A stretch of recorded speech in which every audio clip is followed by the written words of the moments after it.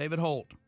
He's written a piece entitled On Anniversary, Rethink Domestic Energy Policy.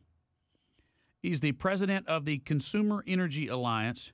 It's a year after the moratorium.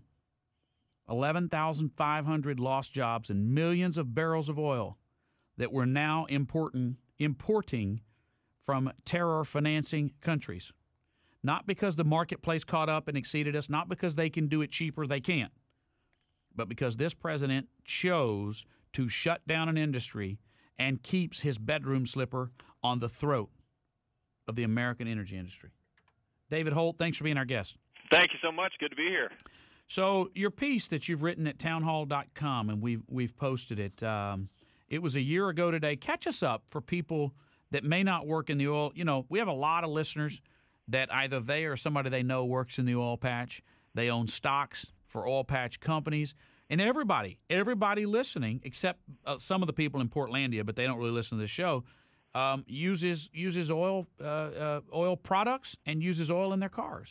Well, we all use oil and natural gas, and natural gas to a lesser effect was impacted by the Gulf slowdown as well. But, you know, if you're on a computer, you're watching TV, you're using your iPad, you're driving in a car, you walk on carpet, you're wearing clothes, you use shampoo today, all those products take petroleum to make them. That means the Occupy Wall Street folks are not using it, because I don't think there's a lot of shampoo being used down there. Well, that could be the case for some of them. I agree with you. But, you know, listen, we're a year anniversary of the moratoria, a year and a half almost anniversary of the Macondo accident. You know, rightfully so, the federal government industry took a big step back and said, hey, let's examine this. Let's do it safely. Let's do it effectively. Let's do it the right way and make sure that we're environmentally responsible and we're doing all the proper checks and balances. Everyone did that and took a deep breath. The president reached out to a bunch of experts here in Houston, at universities around the country. Those experts did a 30-day review and said, hey, these 5 things need to happen, but there's no need to put a moratoria in place. The president immediately said, hey, my experts just recommended a moratoria. So they put a 6-month moratoria in place that really turned into a much longer, almost permit slowdown that we're still grappling with today. The Department of Energy's own projections say between 240,000 and 400,000 barrels a day will be lost between 2012 and 2010 in development. So we will be, by the time we get to 2012, we'll be down 240 to 400,000 barrels a day less than we developed in 2010. Jobs are being impacted. It's not just the energy sector jobs, it's manufacturing, it's the chemical industry, it's fertilizer industry, it's the agriculture industry, it's transportation, it's the trucking industry, on and on. You know, our Consumer Energy Alliance, my company, we're here headquartered in Houston, Texas. We see all around us all the energy workers and the impact that it's had on them, but the ripple effect in the housing industry and constructions in the medical industry even that relies heavily on safe, reliable, low-cost energy, both in the production of some heavy medical equipment and in just meeting the needs of electricity supply and power generation.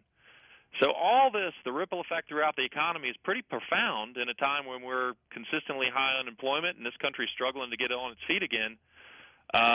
We are really upside down on this issue as a nation. Break this down, if you would. If somebody doesn't have a member of their family in working in the oil patch, offshore, domestic, or trader, or equipment sales, or equipment manufacturing, break it down to the average consumer and what it's costing. Our guest is David Holt. He is the president of the Consumer Energy Alliance. What's it costing the average person? The moratorium was supposedly lifted a year ago, but we know that they're still not giving out the permit so that people can get back to work. You know, I have not seen really good data that breaks it down on a household equivalency basis. But well, if you don't know, just make something up that sounds good. Yeah, you don't often get guests that say I don't know, but I'll give you another answer here. There's a couple of good studies. One that came out by Cambridge Energy, and another one that came out by Quest. And they really looked at the interior states' impact and the non-energy sector impacts from the Gulf of Mexico slowdown And, throughout the entire economy, hundreds of thousands of lost jobs, hundreds of millions and billions of dollars in lost tax revenues, not only to the state of Texas and Louisiana and the other Gulf Patch states, but to states like Ohio, that you have steel manufacturers that are building steel that is directly transported to the Gulf of Mexico to lay pipe for other deep water development and offshore oil rigs. So those jobs, many of which are union jobs, by the way, are being impacted by this Gulf slowdown. And you can really quantify how those jobs are being impacted. And, oh, by the way, you need petroleum and natural gas as a feedstock to even make that steel. So we're relying more and more on our imports from Venezuela and other parts of the world, Libya, Nigeria, Russia, while we continue to let safe, reliable, effective oil supplies that are right here in our own backyard just sit idly by.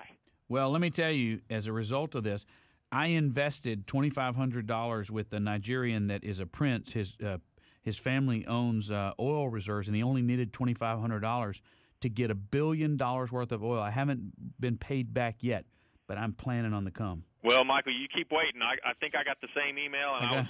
I needed some good advice, and I'm going to follow your lead there. Yeah, it was it was great, and there was another one in the same email offering to do things for me that nothing ever come. It's really impressive emails. So where do we go from here? I mean, where are these oil companies operating now? Because they have shareholders. I mean, I know that I think it was Seahawk went into bankruptcy as a result of this, and I think what's the name of the company? I've had their CEO on with Hero Hercules. Hercules, right? Bought their assets. But what are those companies doing? Because they've got to put their assets to work somehow. Well, we've had 13 rigs that have left the Gulf of Mexico in the last 16 months or so. Those companies have made decisions that they want to go to West Africa, off the coast of West Africa, or a couple have moved to Brazil, which is open for business. And our president has said that we want to invest in Brazilian deep water, and we'll be a great beneficiary of all the Brazilian oil that they can sell, and we will open our doors to Brazilian oil, but we'll close our doors to our own oil. So a lot of companies have already left, and it takes a long time and a heavy commitment and a big financial commitment to come back. The companies continue to struggle. I think some of the larger companies have done a very good and noble job of keeping a lot of their employees paid, even while they are somewhat idle, and keeping a lot of their vendors employed, even while they are idle.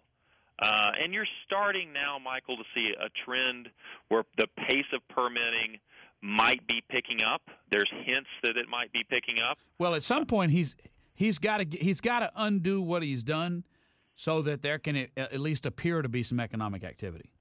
And there need to be, and it's at a time when we need to develop all our resources in this country thoughtfully. Look long-term at future energy policy and energy development. And as a matter of fact, we're doing a big event down in Houston this weekend called Energy Day, where we're bringing offshore and onshore folks together and giving out a bunch of scholarships for kids K through 12th graders to talk about all energy resources and what it means to them and what job opportunities we have in the future in not only oil and gas, but wind and solar and hydro and biofuels and all the rest. We do need it all. You can't pick one over another. Green jobs, we have to realize, are decades away. Decades away. We're not just going to throw stimulus money at Solyndra and other companies in hopes that we can prop up a green energy workforce that isn't ready. Well, let me ask you this real quickly. Do you think Solyndra is, if I were to invest in them tomorrow, that's a better bet than my Nigerian investor? Wait for your Nigerian money to come back in, take all that, put it into Solyndra. All right. David Holt he's the president of the Consumer Energy Alliance. We'll post his piece on the blog. Coming up, a Vancouver restaurant bans men from peeing standing up. Saving the world from people who claim to be saving the world. The Michael Berry Show.